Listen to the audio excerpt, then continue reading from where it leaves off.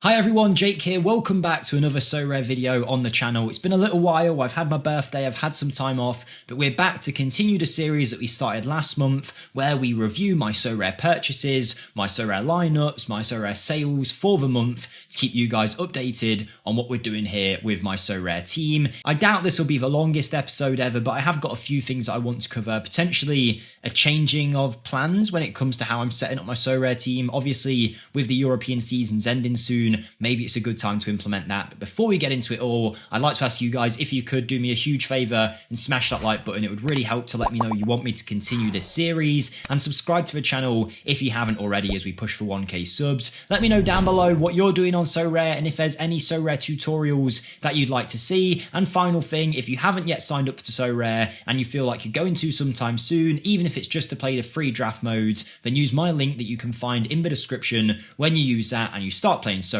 if you eventually buy 5 cards off a new card auctions market, you'll be given a free card for completely free. So it's worth doing and it helps the channel as well. But with that being said, we'll get right into it. I will be honest with you, there hasn't been too many rewards over the last month or so. Things haven't gone too well. I got my best reward in March, which we spoke about when I won Willy Nonso. And since then, not too much, to be honest with you. I'll break down each reward and each player purchase that we've got. We'll start off with, yes, Willy Nonso. He was the last one that you saw. I played around a little bit with my draft team in the Premier League, but nothing too crazy. I don't really spend too much time on those free drafts. Maybe I should. We also had the American draft come in for the MLS, and these are some of the players that I picked for that. No idea if they're good or not. I don't really watch the MLS that much, but I thought, you know what, I may as well throw a lineup in. But let's get into each individual player that we signed, reward, and then we'll talk about our eventual plans. So we'll start off with the one reward I won this month, and I had recorded a YouTube short of myself opening it, but it was just such a disappointing one that I thought no one's really going to want to see it. It was a tier 5. My team was so close to doing well, as they have been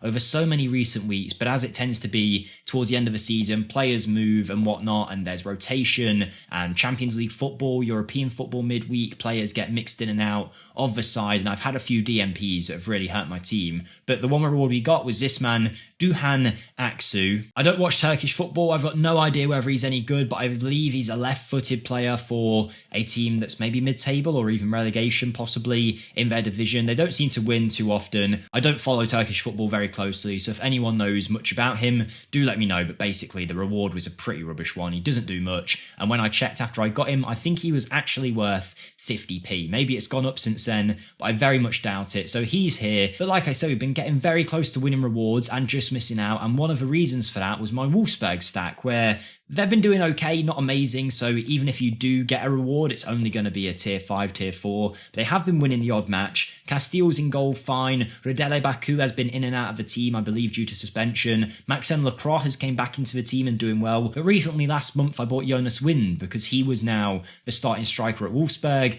Obviously, he starts to not play as much, and Omar Mamrouche comes in. So I thought, you know what, I don't want to miss out on any more rewards. I went ahead and I paid quite over the odds, really, for Omar Mamrouche. But at the time, he was in really good form. You could see I bought him just after this game. He's then gone on to not really do much in the following games. I thought he scored against Borussia Mönchengladbach. I was really happy. I got excited to see what reward I might win. And then I realised that the goal had been chalked off and Mönchengladbach ended up scoring 2 without Wolfsburg scoring. And yeah, just didn't end up doing too well. I've since found out that he's now leaving Wolfsburg. So chances are they're probably not going to put him up front all that often if they know he's leaving. Maybe if any Wolfsburg fans know, are they going to keep using Marmarouche? I'd imagine not if they're going to be losing him next summer. I believe it's to Frankfurt or Mainz he's going to. Hopefully he'll be a starting striker there, but yeah, basically that one has not worked out since signing him. But we did make a few more investments. I am still keeping on top of the ones I have invested in. A lot of them have gone down in price towards the end of the season, as you would imagine. But with all of these players, I've always said it's been the long-term game. I spoke about most of these in March, but like Kelleher, maybe will leave in the summer. Soyuncu might leave Leicester in the summer, maybe with a new manager. He starts to play. Elliot Anderson, the youngster, we've got plenty of time on him. He's started to actually get into the Newcastle team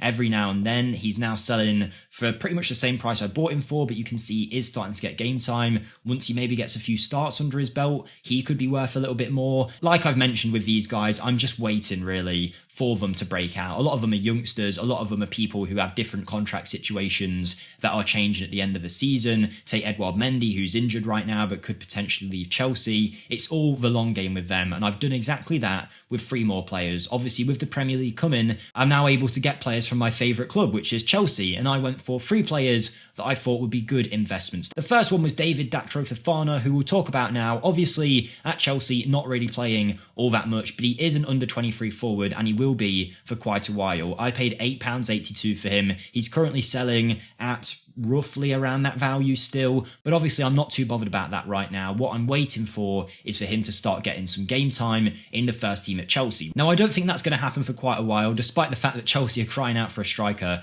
I'm a Chelsea fan. I think they should just give Datro Fofana a go some games. When he has played, he's looked quite dangerous, but Chelsea don't seem to want him right now. He's obviously been bought for the future, and next summer I could see him being loaned out, and that's why I've bought him, because if he does get loaned out somewhere, he could definitely be a starting striker at some club, maybe at Bundesliga level, let's say, and I'll be keeping my eye on him. But he's got 3 or 4 years of being an under-23 player in Sorare to become a starter somewhere, and as soon as he does, he'll be worth more than that £8, I'm sure. So I'm keeping my eye on David Fofana there. The other one might be seen as a bit of a controversial one, but we've gone for Thiago Silva, who I bought for about £10. He's now worth pretty much the same fee. Again, hasn't gone up in price just yet, but my thinking behind this is he's currently injured and he's about to be coming back from fitness, but that's not what I'm bothered about. I know that he's extended his contract to play at Chelsea another year. With a new manager coming in, will they favour Thiago Silva? I don't know, hopefully so. But if he can play anywhere near the level he was playing at pre-injury, you can see here it was only a few months ago this guy was selling for like £100 at Limited, because when he does play for Chelsea,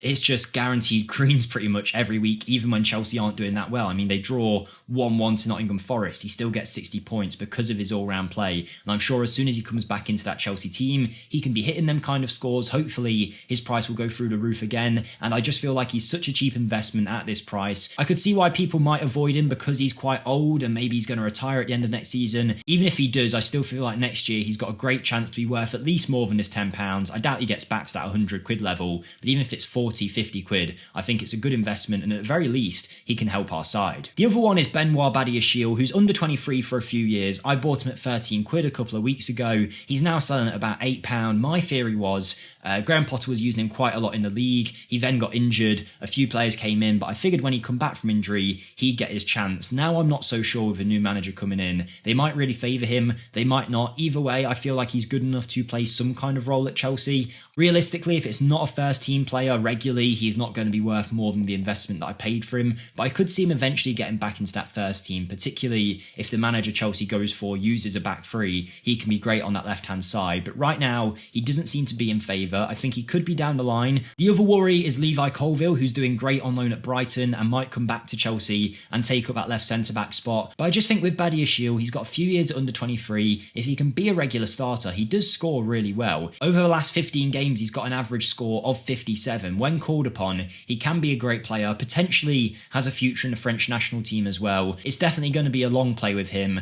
but that's my idea there. So we've signed 3 Chelsea players, and I might go on to sign some more. With how poorly they're doing right now, could be a good time to pick them up in the hopes that Chelsea pick up in the future, and in turn, hopefully the price of these players will also. I'm also considering potentially making a Chelsea stack as well. I quite like the idea of having a team where it would be, Kepa in goal, Thiago Silva, or Wes Fofana at the back with a Reece James, or, Ben Chilwell alternative. Then in midfield, maybe pick up an Enzo or a Kante, and then in the attack, that's probably where Chelsea lack. But, you could mix it up, maybe a Chelsea defence and the forward line from another club. But I might end up going down that route. Obviously, with Chelsea being my team, I know a little bit more about them, and hopefully with that, I can turn that into some good rewards. In terms of winning rewards and potentially changing the way I'm thinking about playing Sorare, I feel like I'm going to stick with the way I'm doing it. Basically, my dilemma is I've got lots of players that I've earned through rewards, and a lot of my teams are makeshift. I'm competing in a lot of divisions, but maybe not at the highest level, whereas maybe I should just be focusing in on like one competition, putting all my good players in,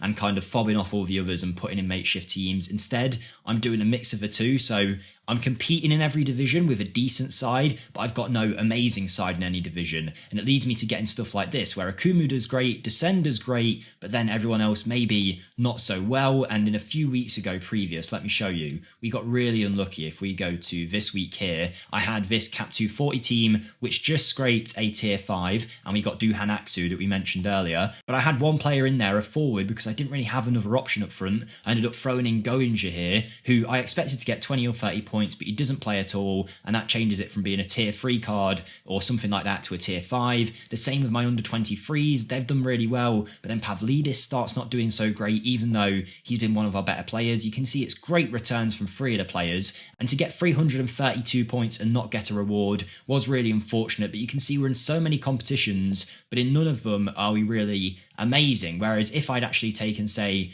Dominic Fitz from this division or Durame and put them in my Cap 240 lineup, let's say, that team could have done way better and earned me more points. So I just need to think about the way that I'm playing more often. Maybe in the summer we'll have a bit of a rebuild. I'm not too sure about putting more funds onto Sorare at the minute, so it might be that I have to sell players to get players in. Wilfried Nonto's now coming back from injury, so hopefully that'll help us there. But I'm in a bit of a dilemma at the minute, so I'll see where I go in the summer, but I just wanted to give you an update of where we are in Sorare currently. I'll probably make another video soon on some potential investments to go for over the summer, maybe players that are making transfer moves. If you want to see that, let me know. If you did enjoy this one, smash the like button for me. I'll see you next month, or hopefully sometime before with another video, but until then, stay safe and I'll see you next time. Thank you everyone, and goodbye.